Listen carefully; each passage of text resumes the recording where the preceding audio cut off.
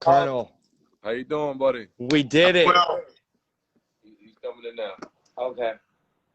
So on your end, you might have to turn the volume down because there'll be an echo with our voices, if that's possible.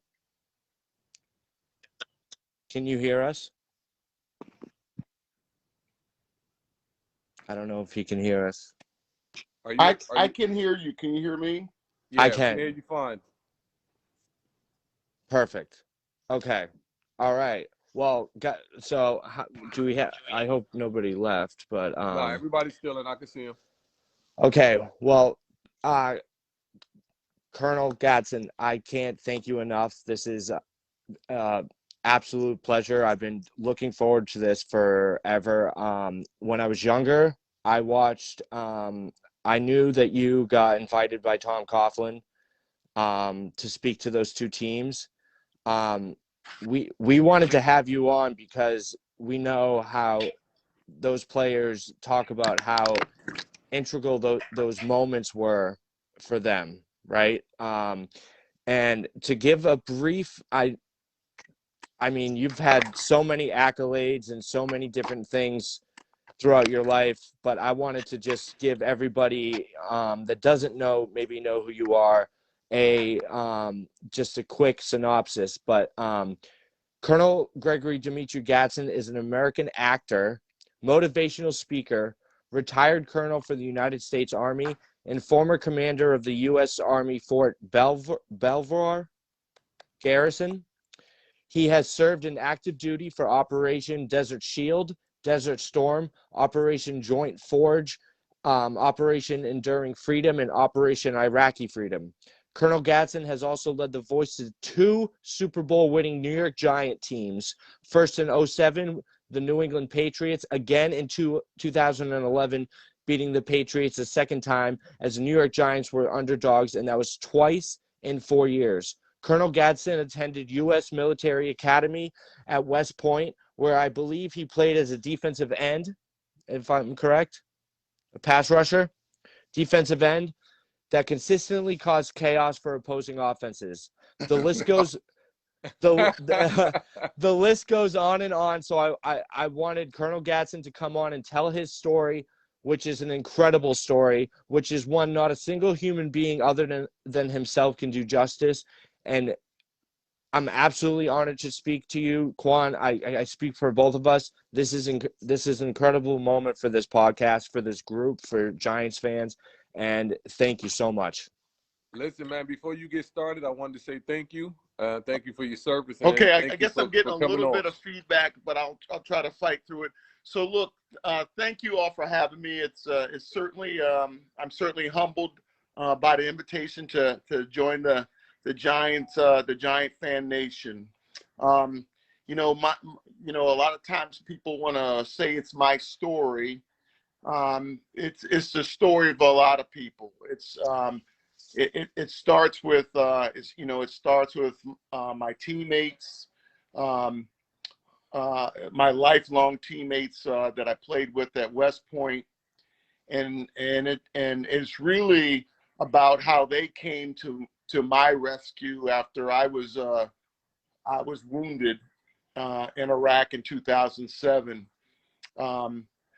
Like many of them, Coach Mike Sullivan, who at the time was the wide receivers coach for the New York Giants, came to visit me in the hospital while I was recovering. And, as fate would have it, when the Giants came to town for the third game of the season after they started off 0-2, Mike thought it would be a good idea if I was able to share some of my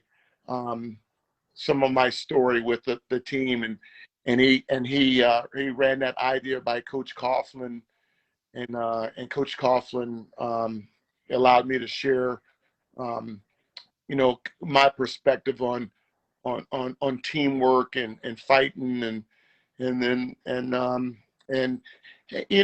so what I really think that people Coach Coughlin and the Giant staff and team really created an environment that when I was able to share my story, it resonated. You know, so, you know, just call, you know, maybe I'm the icing on the cake.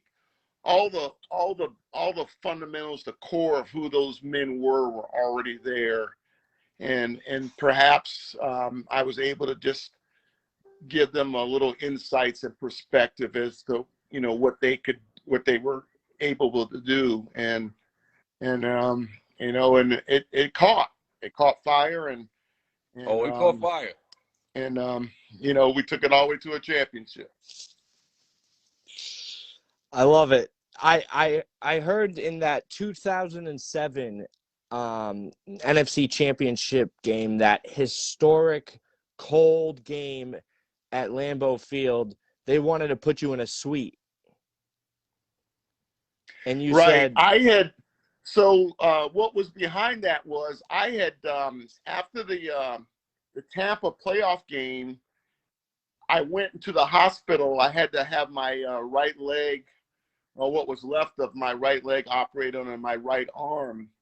And I was in the hospital for about 10 days. And I finally got out on a Thursday before the NFC Championship game. I was unable to even wheel myself in a wheelchair. And so we flew to Milwaukee on Saturday, and they drove us up to Green Bay. And, you know, I was, you know, I was on the field before the game, and this was only the third game that I had ever been, that I'd been to for the Giants. And they, you know, they said they were going to, you know, take me up to a box. And I'm like, no.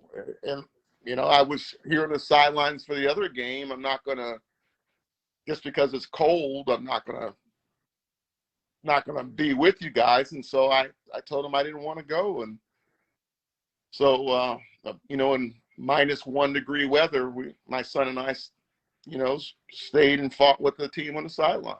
Oh, that's what's up, man. How was that, man? Like, we see on TV how cold it looks, but can you describe how cold it really was? Well, it was cold. I you know, so little story. When we went out when I was out on the field for warm-ups, I just wore like regular shorts, and I was like, man, it's cold. So when I went back in, I did bring my my ski pants, so I put my ski pants on. So it was cold, but again, you know, I had, you know, that was a 3-hour game. I have spent a whole week, a week plus, in the field in my Army career in temperatures. So I'm not going to say it wasn't hard, but you know, again, I had a basis of surviving cold weather for long periods of time, so it wasn't any big deal. Okay. I think I would have died out there on the sideline that day, but yeah, nah, you wouldn't.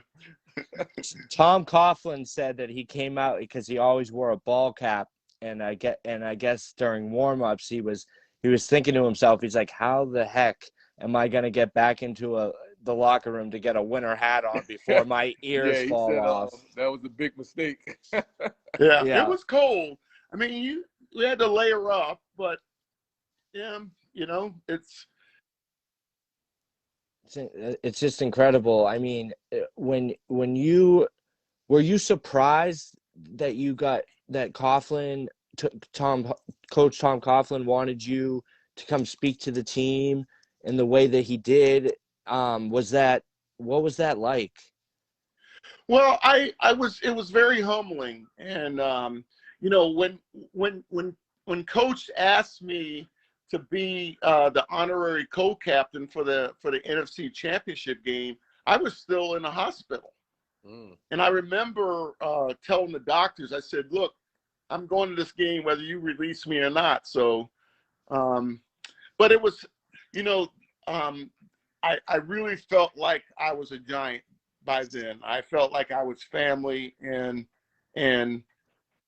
you know, just the little part of what I could do. I mean, look, I didn't call a play, I didn't play it down, but I was part of it, and what they gave me was far more than I gave them. I I was away from my unit, and I didn't have a cause. I didn't have a purpose. And the Giants that season became my cause and my purpose after I was hurt. I remember you saying in your speech that if there was anywhere you could be, it would be back with your unit in Iraq. And Yep.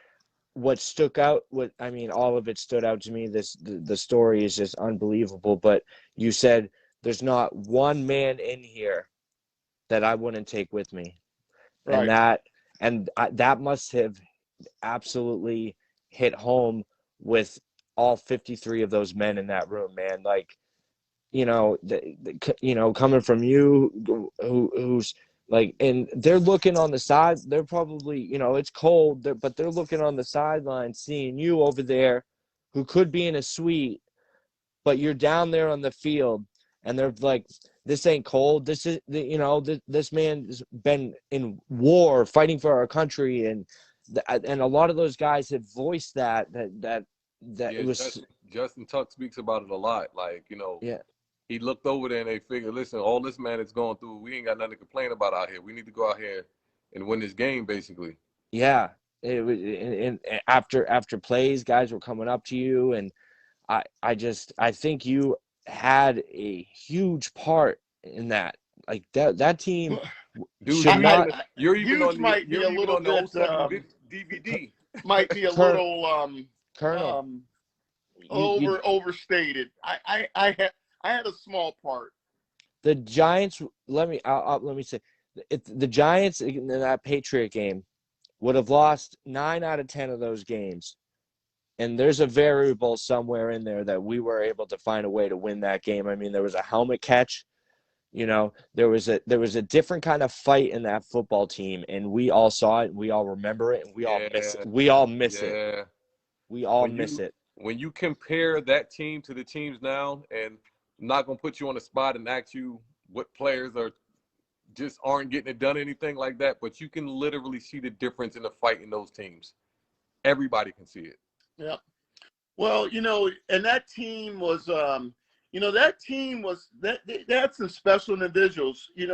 I don't know what the average age of that team was, but they were pretty seasoned. Yeah. Yep. On offense and defense. I mean, the core of that team, Sam Madison and obviously Stray and I'm trying to think of the linebacker. I mean, they were not a young team. Yeah, no, the core of that especially team that 07, 08 team. Yeah. Go ahead. I said the core of that team was together since roughly about 04, 05. So a lot of those guys were very familiar with each other. Yep. Yeah, and now there's a lot to unpack throughout all of this. One thing I do want to say is the Battleship movie, right? How they let you wear a Giants hat? Well, they wanted.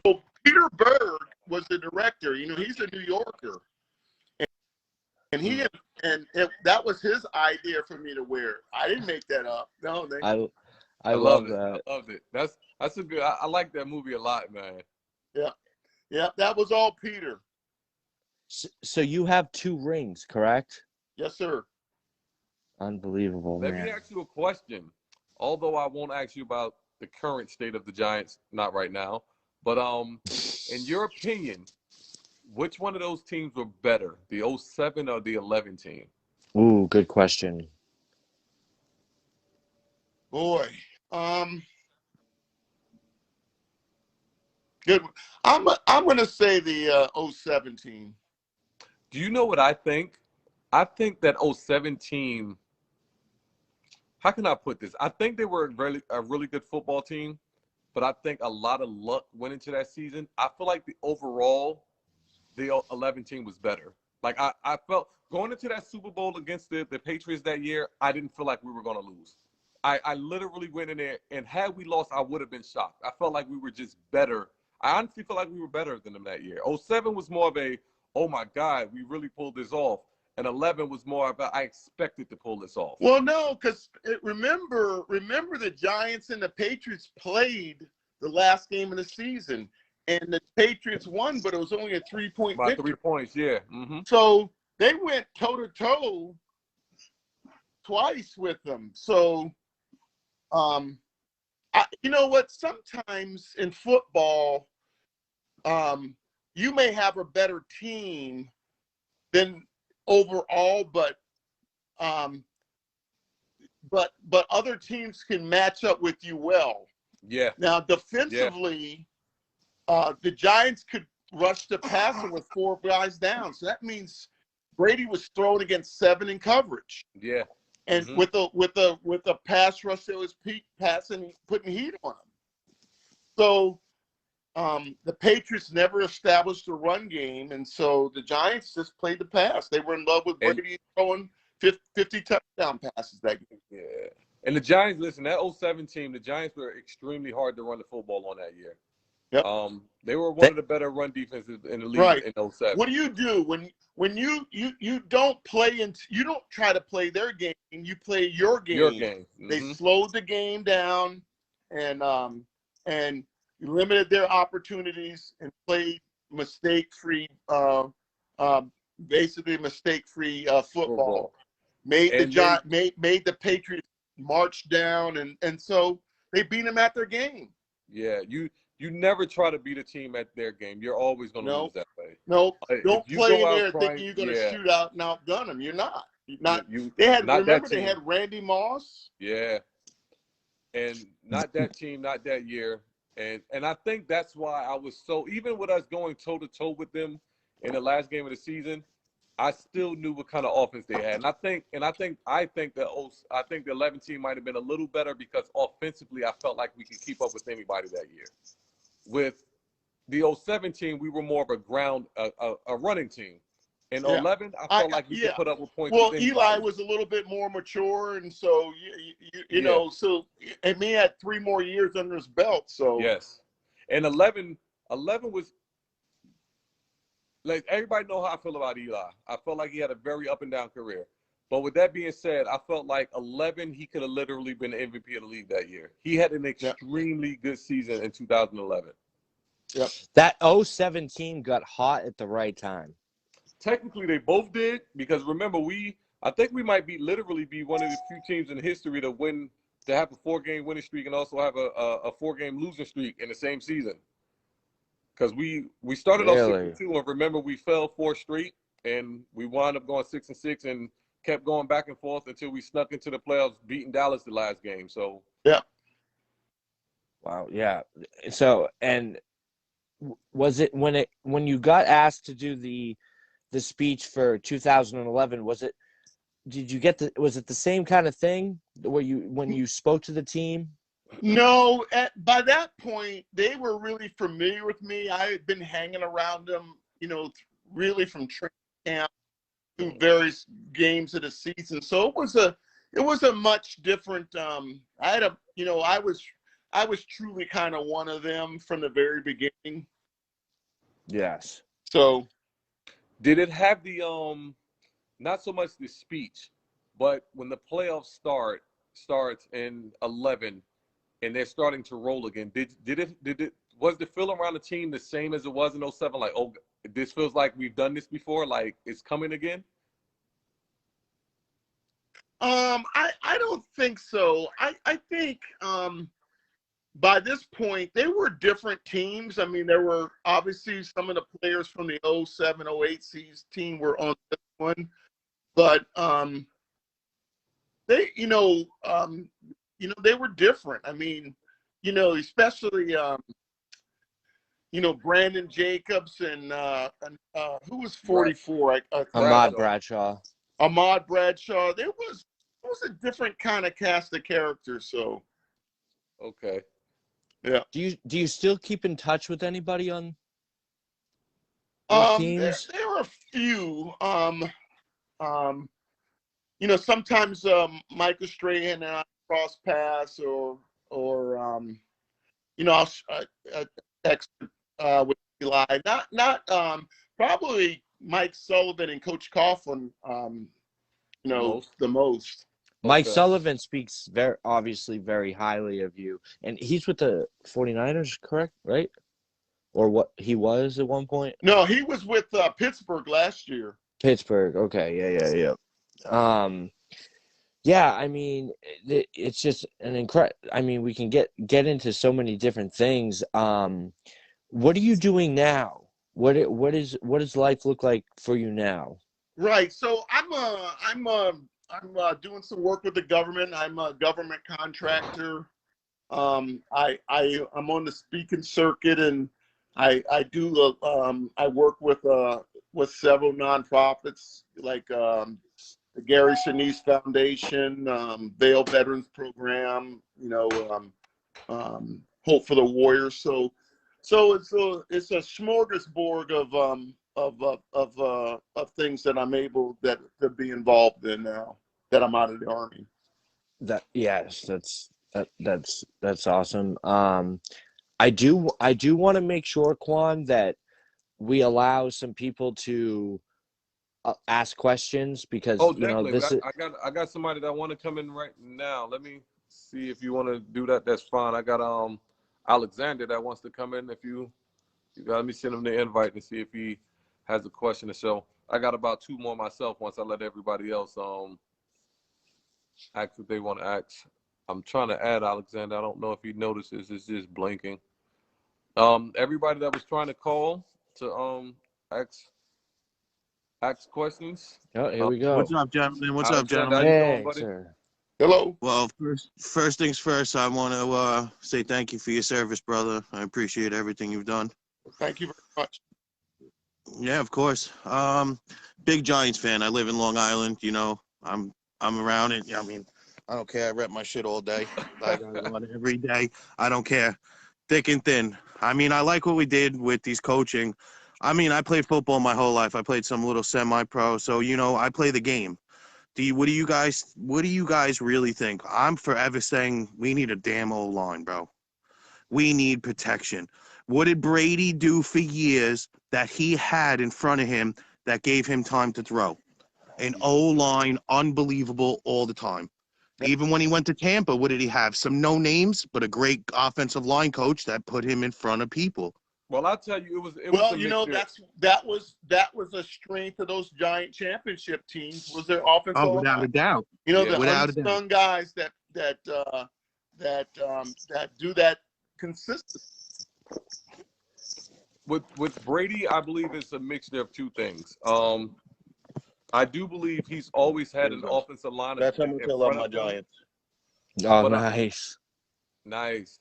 But I also believe that Brady is so good that defenses won't run certain defenses at him. So because he picks it up in the first quarter and demolishes it. So it puts you at a disadvantage with That's him. why People Peyton like Manning was a money Peyton, machine in his mind. Yeah.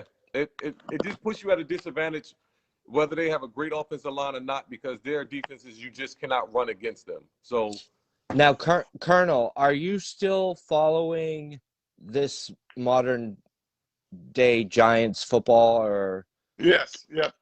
How are you feeling about everything? Well, it's tough. Like every Giant fan's going to admit that it's tough. some of them won't. They have, Of course they won't. Their pride is too big. We've been caught in a sort of a spiral of having to change head coaching, and hopefully this one here will kind of, set in, and we can start to really build a program. When you keep, every time you change a coach, you're like literally hitting a reset button. Do you think? Sorry, go ahead, Bobby. I'm sorry. Go ahead. I was going to say, do you think the cycle of head coach firings has been justified?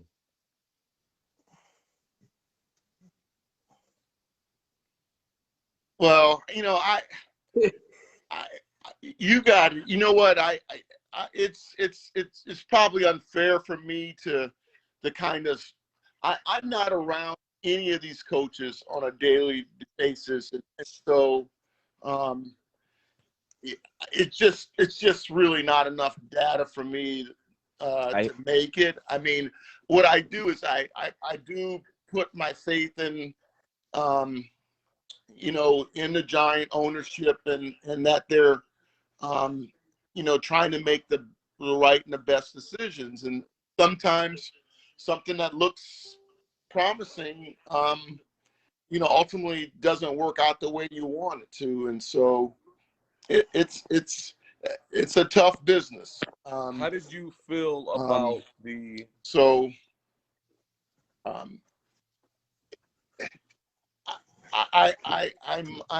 hoping that this is like all of us are hoping that this change here is going to be one that's gonna kind of stick and last. I mean, it's easy to go back in hindsight. You know, aside from the, you know, I guess we are again having a first time head coach, and so, you know, there's that's always I don't want to say it's a crapshoot, but you know, you just hope that, you know, these guys have picked up enough to kind of prepare themselves to lead an organization. Absolutely. You know, I will say this: the head coach has got to coach the entire team, not one side of the ball, the other. He's got to be. You can't just be an offensive line coach and be a head coach. Sorry. Right. You gotta all aspects of the game. You got to be good at. You can't just put all your time and energy into one. What got you there, or what made you, you know, where you're comfortable. You gotta lead the entire team, the entire organization, and if we've got an individual that does that, then I think we'll be in good shape. Thank you. So I like what we see coaching wise. I like these pickups. I feel good about everything. This is the first time since. Listen, as much as I love what? As much as I love Coughlin, I understood it was time for Coughlin to go. I'm just going to be honest with you. I love him to death, but the old mentality had to be pushed away. Yeah, the team, people keep saying we need to bring him back as if the team didn't falter under him. We started off 0-6 under him. We did a lot of losing under him. So I'm a little sick of people saying, oh, we shouldn't have never let Coughlin go. No, we actually shouldn't have held on to Coughlin as long as we did. That's one. But this is the first time I felt good about a coaching staff being put together in a long time. And I say that because every time we've made a move, forgive my language, but we've made half-ass moves. We'll get fired. We'll fire a coach, but won't fire his staff, and just bring somebody up from his staff and ask him to be the head coach. And it's the same mentality because they're the same staff. We'll fire a coach and don't get rid of the GM, or get rid of the GM and don't get rid of the coach. It was just a backwards way of thinking. I'm just glad that they finally hit the whole reset button. Well, what the mission is about winning, but you gotta and you have a vision and you have a way to go about it. And if the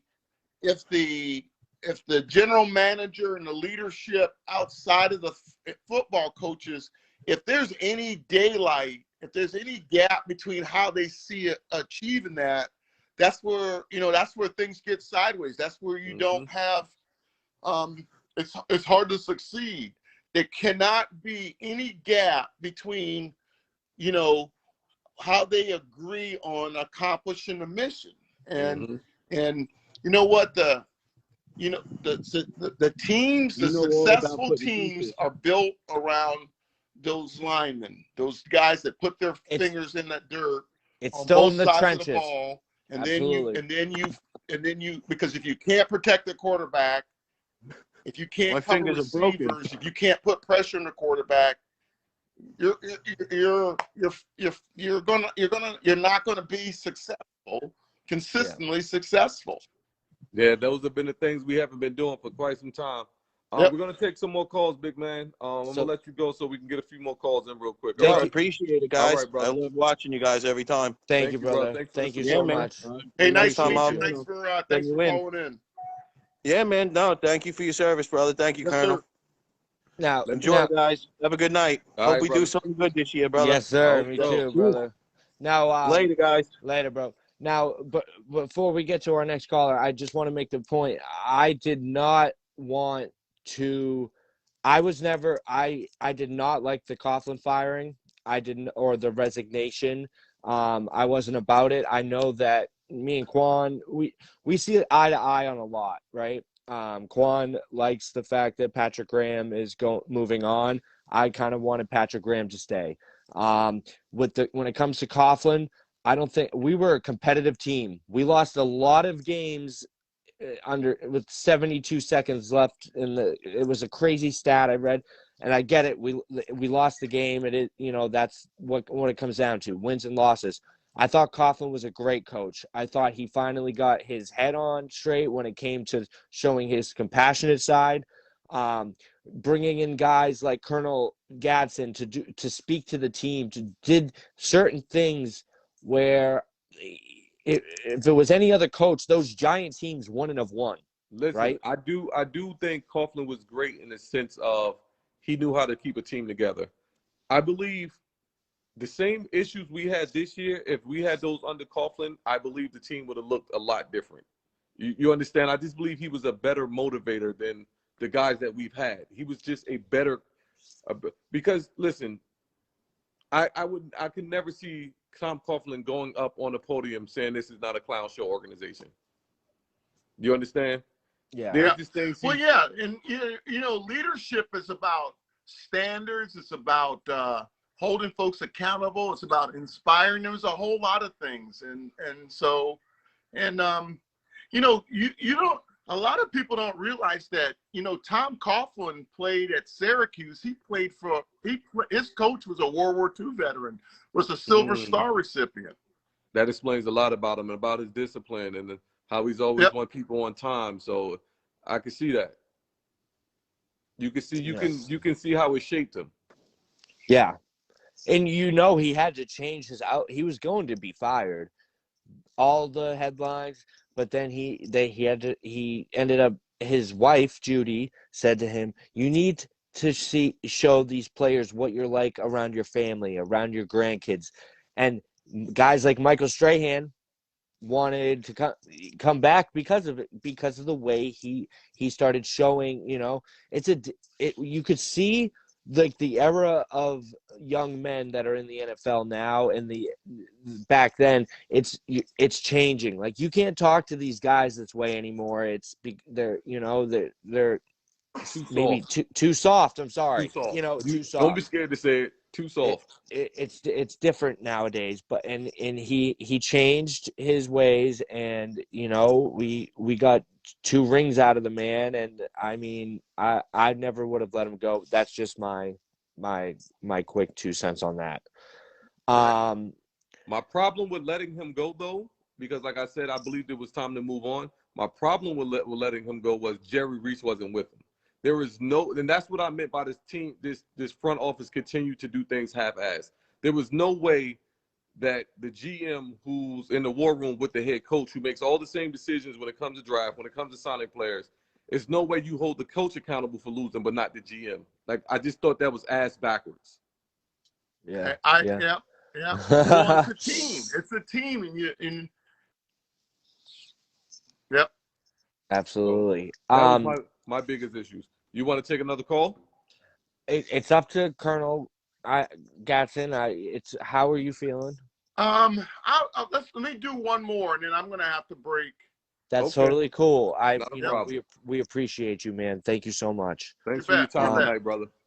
So whoever calls in next, and I just ask everyone to be respectful, please, and let's do it. How you doing, man?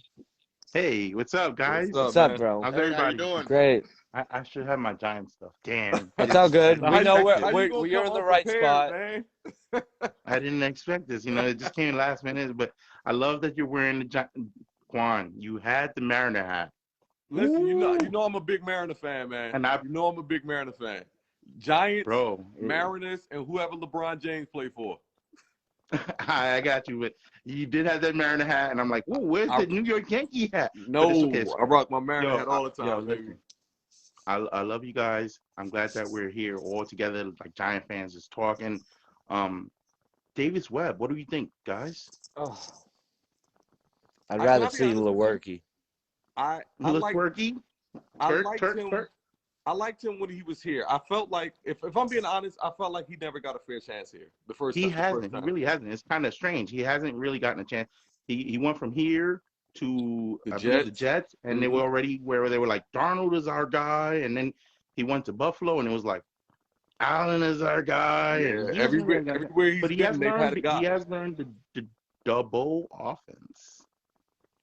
I think, and I believe that's why Maybe they the brought him guy over. could bring a little fire, a little heat to the team that Jones needs. Because I do want, look, I'm a big trash talker of Jones because it was like, yo, you're the sixth pick and you're fumbling the fucking ball. Excuse me, you're fumbling, you're intercepting, you're tripping over yourself. Like, you're not making the team better. Yeah. I want the guy to do better. Well, look,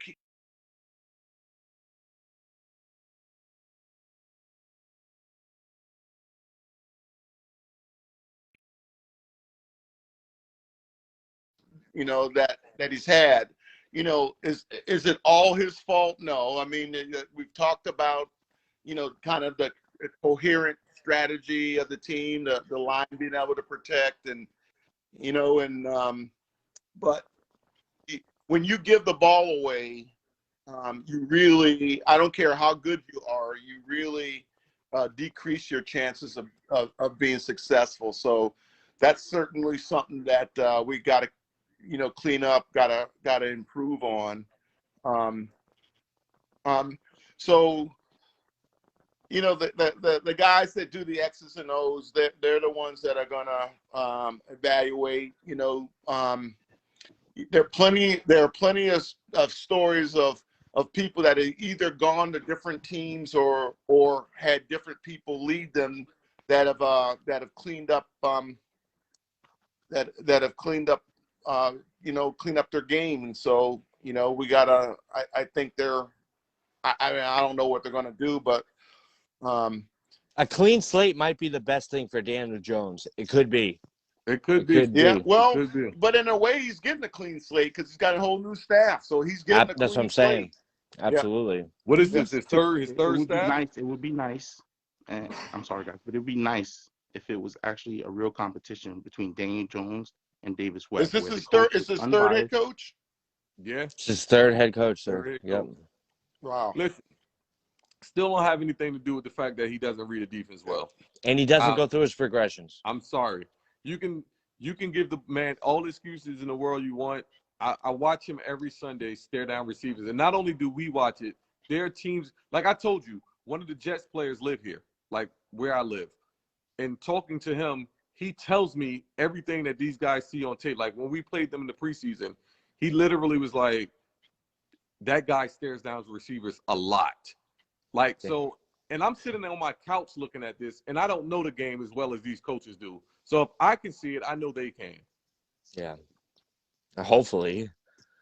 I mean, Hopefully geez. he gets it together. I don't know. Well, But listen. you guys think Davis Webb is a good competition for him? No, but No, I think somebody like, Mariota, Tyrod Taylor, I'd like to see. I don't know why they're retaining Brandon Lewerke on every practice squad. I know you're laughing. I know you're laughing. You laugh. We got a twerk for Lewerke. But watch film. Watch film, bro. Watch film. Watch film. Hey, was I right about Quincy Roche? Quincy's good. I like Quincy. All right. Well, callers, I appreciate you, G-Fam, for calling in. We're gonna kind of end the show and talk to Colonel Gadson for just a minute. So thank you so much for calling in. Good night, guys. Good night, man. Appreciate you. Appreciate all of you guys, tuning in. Let's go Giants, baby. So, yes, sir. Have a good night. And Colonel Gadson, I appreciate you. Thank you from all of us here. The entire group. Ask Quan. I've been talking about this for weeks. All week, man. He made sure I had my schedule clear for the 8th, man. He threatened me. I talked to my dad. And my dad's he's done this interviews his whole life. He actually interviewed Alan Shepard, who was, I believe, the second man to walk on the moon. And Yep. I was nervous. I was nervous because you're an incredible human being, and you inspire a lot of people. You inspire 2 Super Bowl winning teams, and you inspire me. And I just want to say thank you for taking the time out of your day to speak with us. And I hope we can keep in touch. And I can't thank you enough, brother. And Quan, if you have anything to say. Man. Listen, I don't know, what you do on Tuesday nights. This is usually when we do it. You can always tune in. We're here every Tuesday. I'm a little more settled right now. My mouth is I'm a little more reckless than his, but I wanted to be a little more respectful tonight. So next time you watch it, if I'm going off, don't turn off. Just, continue to watch. Well, All right. We can be critical, but we can also be kind. So Yes, Definitely. kill them with time. absolutely. It's the kindness part I'm having the trouble with the Giants right now. Yeah. It's the kindness part, because Joe Truth. Judge put me in a real bad place for the last 2 Yeah. years, man. Quan's been Eeyore. You know who Eeyore is? With the Well, cloud Well, he's over gone. him. So look, we're looking forward. We're being in the now. We're going forward. Yeah. No more Joe Judge talk, I guess, for about 2 weeks. Well, Well, Colonel, man, thank you so much. Thank you for taking an hour of your time with us, brother. Thank like you. I said, I'm humbled by you guys reaching out and connecting with me, and God bless you all, and I'm honored. Likewise, sir. Thank you. Enjoy the rest of your night.